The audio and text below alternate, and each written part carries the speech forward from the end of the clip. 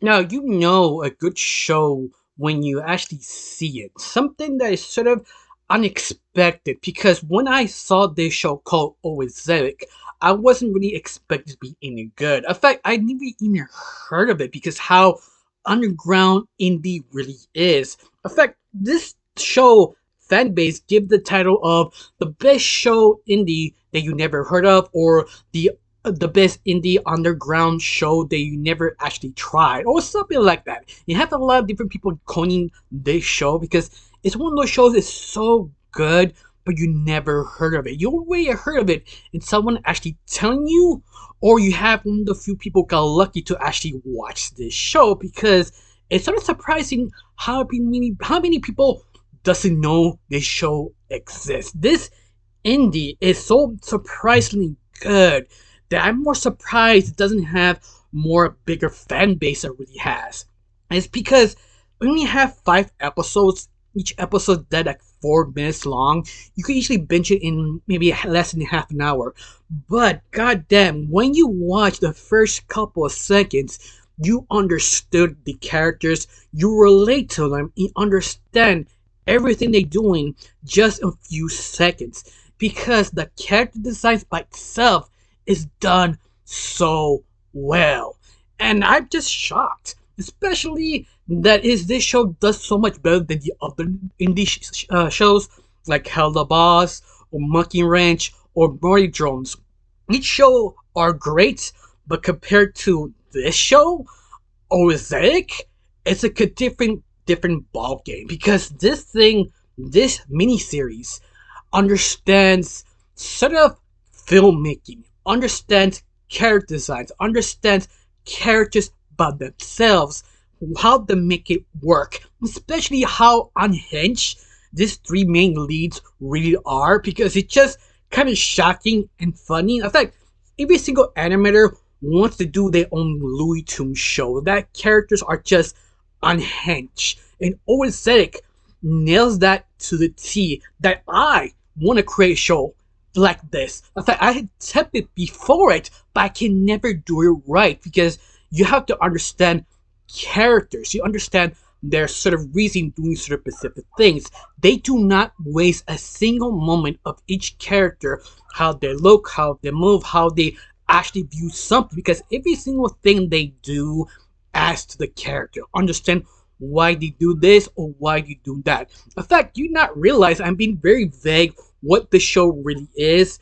The fact so right here, I'm trying not to spoil it because it's how short the series is. Yeah, I highly recommend to watch it before I continue this. This is sort of a recommendation automatically. But of course, if you don't care, you actually seen the series, let's get started in the intro. Now, my name is Retro. I like to talk about animation. I like to do reviews for suppression, cartoon theories, and sometimes cartoon breaking news if I have some spare time.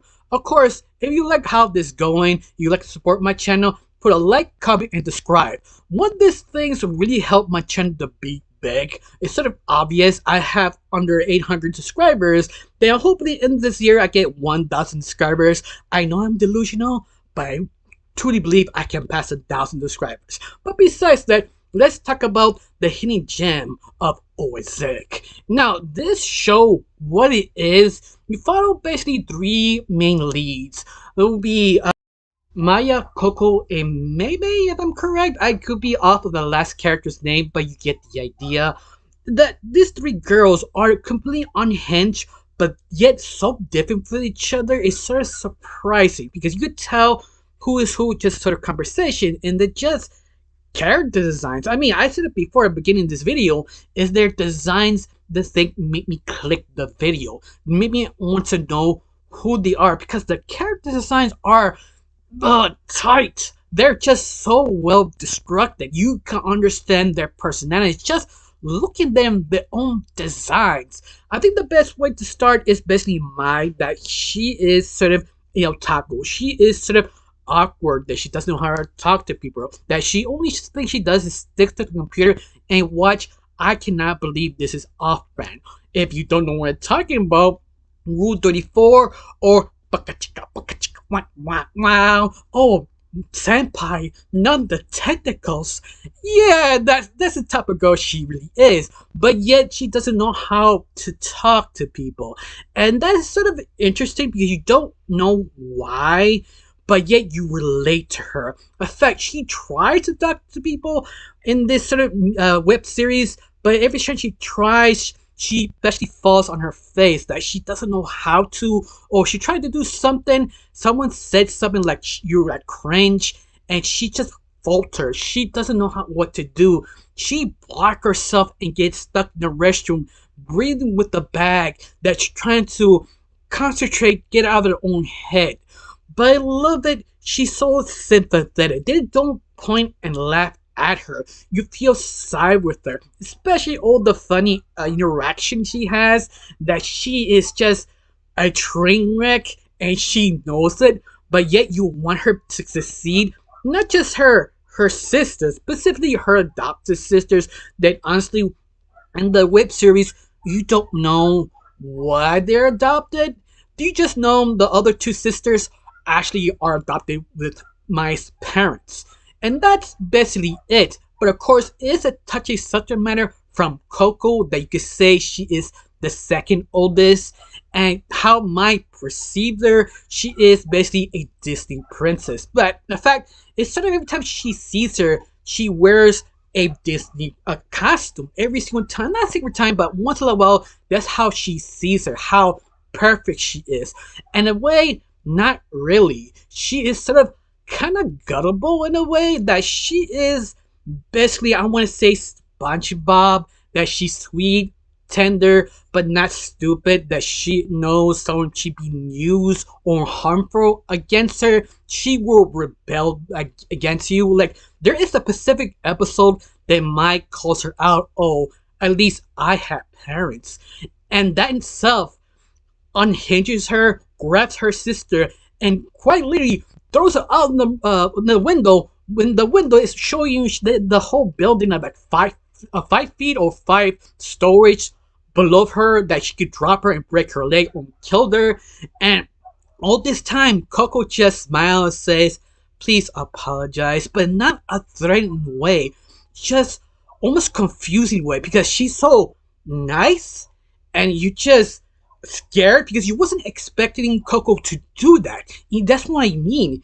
Each sister is sort of unhinged, sort of not aware how broken they are, except for Mai, that Coco just scares you because she is sort of a quiet serial killer. That's the best way to describe it. Best way to describe it, I'm sorry, but yet you intrigued because she does care. She has sympathy, but she doesn't know how to take maybe bad judgment of her. But you only have that specific moment. The other moment, you just see her how unaware she is. Like, she's smart and kind, but she does something that automatically just throws you off. There's like another moment that in a class she had to give a book report of a history, but she is sort of uncompetent using laptops or internet, and she accidentally used her sister who watching I cannot believe this is off-brand and wrote everything what she saw and give it as sort of a essay about that off-brand. And it's sort of hilarious because all the classmates looked at her, the teacher just awkwardly angry. It's just so hilarious, but yet you didn't see the essay. You don't see her explain it. It just cuts, it goes straight to the punishment. How the teacher is upset that she didn't do her essay. And that is sort of genius because it allows you to imagine what actually happened. And that takes guts because you're afraid your audience will be not smart enough or clear enough to understand how appropriate that really is. So that's the reason why I enjoy Coco. She's just so positive, and I realize the things she did. And what's more, she is the sweet sister. You also have the third sister who is sort of unhinged, sort of racist, sort of I want to be in charge, little sister or little brother dynamic, but yet nobody take her serious, but yet she is kind of interesting because she's the part that less focus on the character. In fact, My Caesar is sort of a SpongeBob sort of character that she screams, she don't want when she want to do something, but yet she's the weakest character. But that is not an insult. That's not a complaint.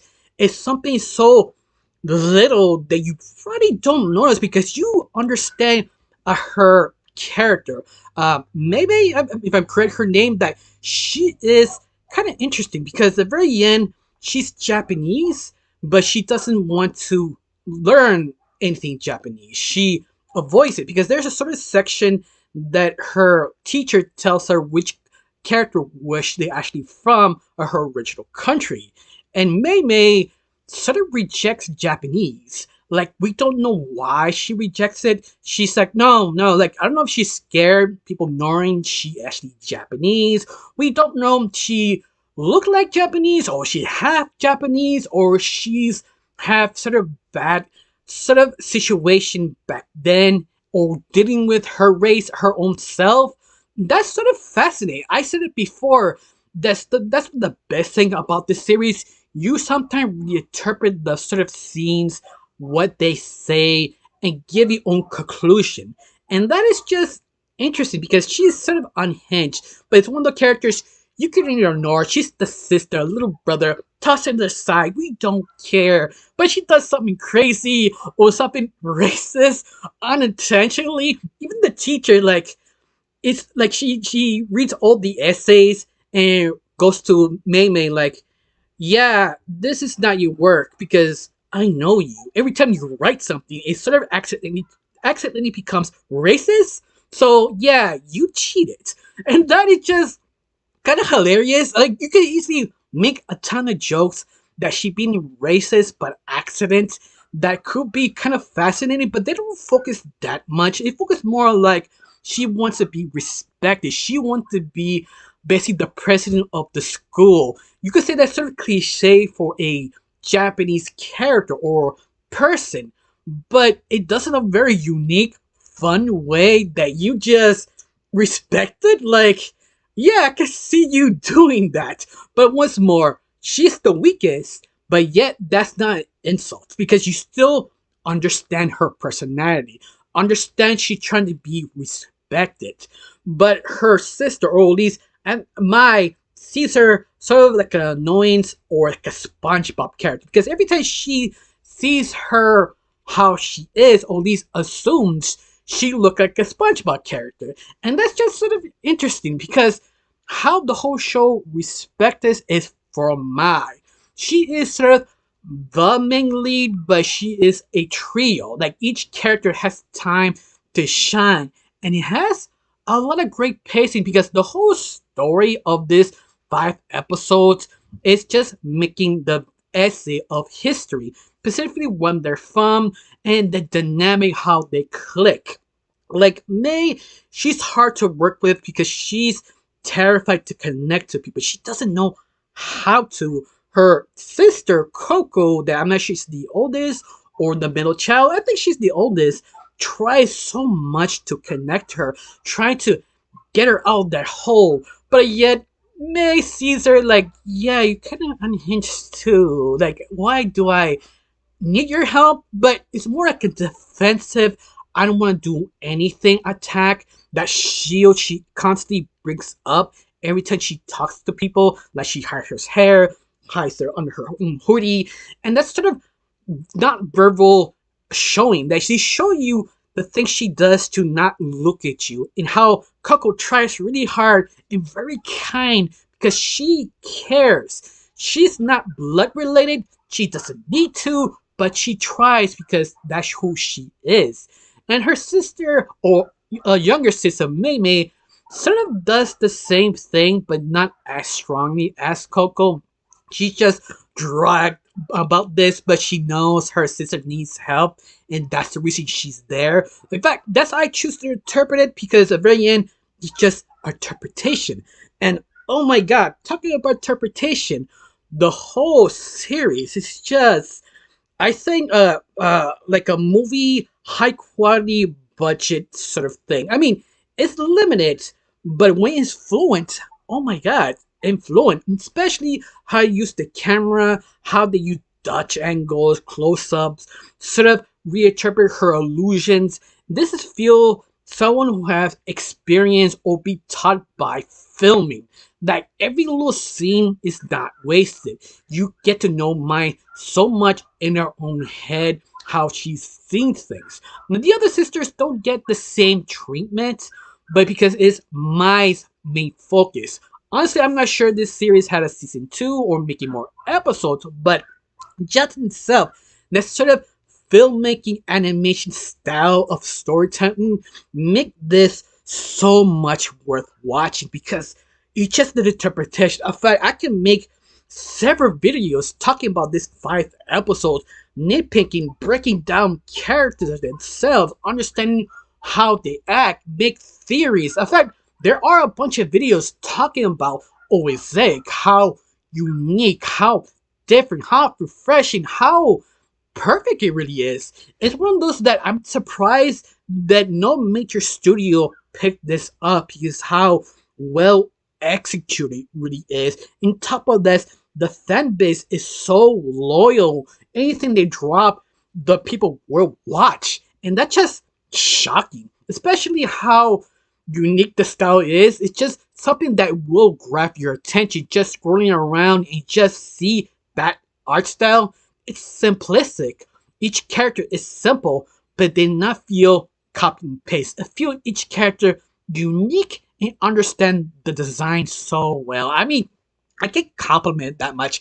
In fact, I'm wondering, did you never heard of this series? Because I didn't. I've been doing this for 10 years and I've never heard of Ongezellig. And that's just shocking, sad, and this did need to be fixed because everybody tempted to give you a notification to watch this series because it's that good. I said it before. This is probably better than Hell Boss, Motor Drones, Monkey Ranch. The other indies do not compare because it's just so professionally well made. To be fair, there are also professionals, but this one is, I want to say, television ready. It's so good, so well done, so well paced that you automatically pick it up. It's just that good. Of course, I got nothing else to say. Just one question. Did you see the show or not? You heard it? Tell me down below. Let me know. I got nothing else to say. Just thank you for watching. Don't forget to subscribe and have a wonderful day. Bye.